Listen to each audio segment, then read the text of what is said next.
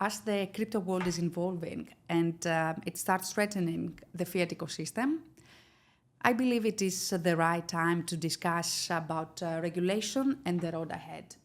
Today we have with us Mr. Misra from Finjuris here in Dubai to discuss some very hot topics. Thank you so much for being with us today. You already know that I have completed a specific research on the regulation of digital tokens from the policy perspective, and I selected specific countries, including the UK, France, Germany, Singapore, Russia, and Australia. The reason I chose those countries is because they are known they have financial hubs, and they have the ability, to a certain degree, to influence other countries in terms of regulation, their regulatory approach for the cryptocurrency.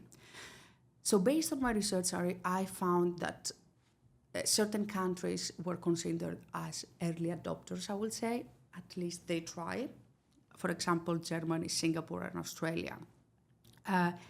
While UK and France were like somewhere in the middle, later adopters, and Russia a late adopter.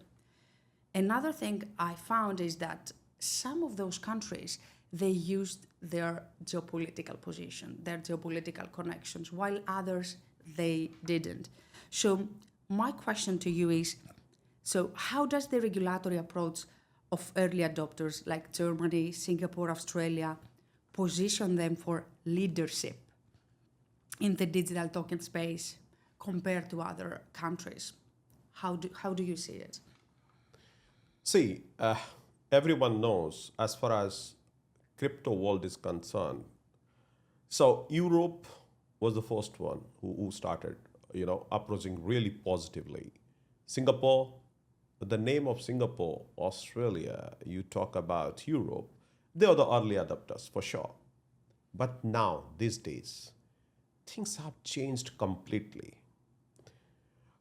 If you look at MiCA is like in Europe, I have no regret to say their approach towards regulation is what? You have to give space to innovators. If you come up with so much, to do this, to do that, regulation doesn't mean to restriction. Regulation means you are going to regulate. You have to help the newcomers. So looking at the situation in Europe is not that great, frankly speaking. Singapore, everything. If you apply for any license, it took near about 12 months. So in this situation right now, UAE has done wonderful job. No one ever think about UAE is the leading. Right now, UAE is the crypto heaven.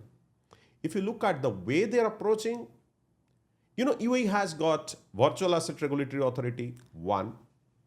ADGM, Abu Dhabi Global Market, they have the stuff. Dubai International Financial Center.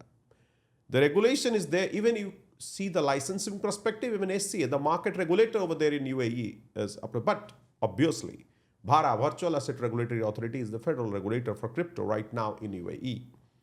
And the kind of freedom they have right now, the kind of thought process they have is quite positive. From regulatory aspect, now if you see, recently they come up with stablecoin regulation. And they come up with the regulation, and already ADT is there in the market. They are fast, effective, and they know the knobs. So that makes UAE stand out from others. Excellent. Thank you so much for your time. And we will say to the audience that if you have more hot questions, please leave your comments below. Thank you. Thank you very much.